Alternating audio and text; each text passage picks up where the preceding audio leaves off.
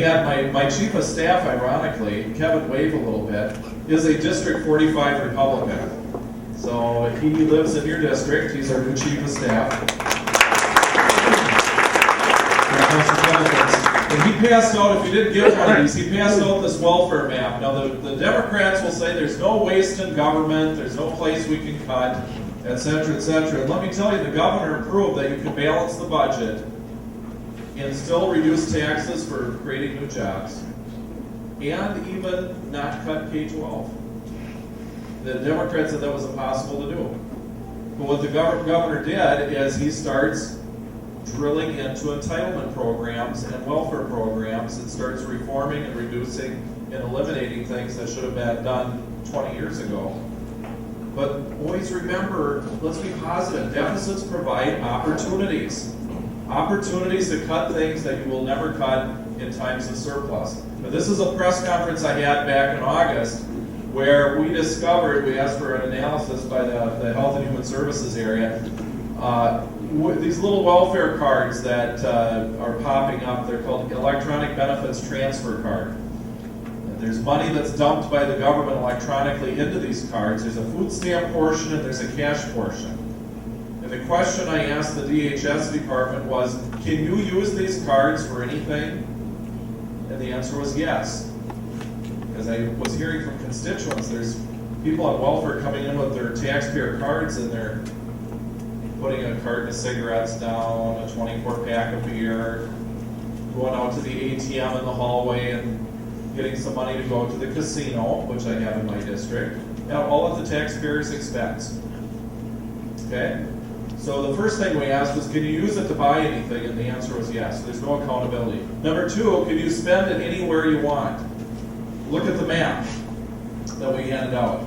Over $10 million of your tax money goes to the other 49 states through the EBT cards. Every single state in the United States has Minnesota welfare dollars flowing into it. Do you know why? Because we have zero accountability in the cards. You can spend it anywhere. You don't have to have an ID that matches your card. So you can barter it for drugs, you can sell it, you can mail it to your friends or relatives in Chicago or San Francisco. And we requested an audit report to be done, and I'm looking very much forward to that report when it comes back and all the abuses in the system. $10 million a year means for this fiscal period, is 2 years in Minnesota, over $20 million just in wasted money going to other states. So I have a House file, and you can write this down if you want, House File 646. House File 646 does the following, because every state in the country has an EBT card system. So blowing up the EBT card system isn't going to work, because you know what will happen is they'll just give out welfare checks, cash. And that's not real good either. And there's zero accountability against. What this bill does is that the recipients of the EBT card are prohibited from getting cash payments. You cannot get cash back from an ATM machine. You cannot use it to buy booze or tobacco. You cannot use it at a vendor outside the state of Minnesota. So if we're going to actually have this system, shouldn't we keep our tax dollars here in our own main streets, our own grocery stores?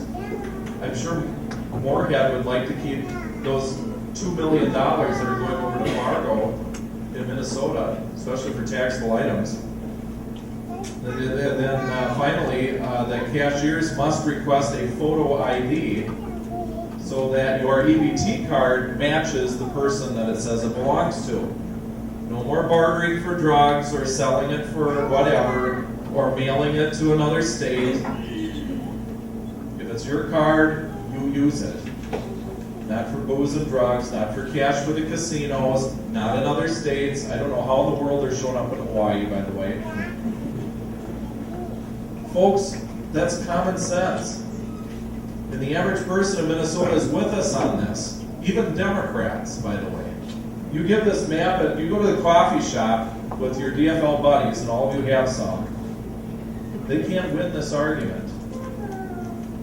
And so I can tell you, as the governor put his budget together, and as the House Republicans are putting our ideas together, we had 3 welfare fraud investigators who came to us and spoke to our caucus 2 days ago.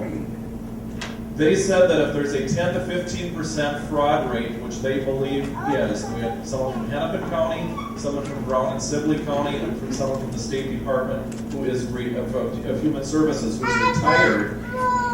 They believe conservatively Minnesota has a 10 to 15% rate of people who are exaggerating dependence, exaggerating assets, gaming the system, wasting the money, signing up in Minnesota, going to another place, gaming those dollars. Because if an EBT card is filled up, you can leave and the government electronically fills it up for you month by month.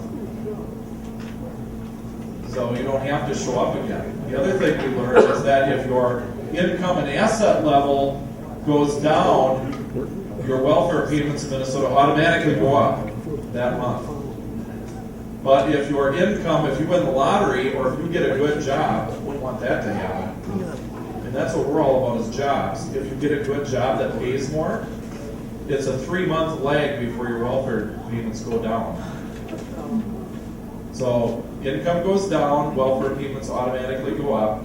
Income goes up, welfare payments lag for 3 months beforehand. And we should have these investigators come and speak to every single BPOU and Chamber of Commerce and et cetera around the whole state of Minnesota, because I can tell you, there's a lot to be learned. They told me that if you calculate everything out, and we're not talking about just the cash payments and the EBT cards, we're talking about medical assistance, we're talking about services that relate to LIHEAP, which is the heating assistance program, the food support, the Section 8 housing, and. If you take all those programs together, they calculate $1.6 billion of waste, fraud, and abuse in Minnesota's welfare and assistance programs.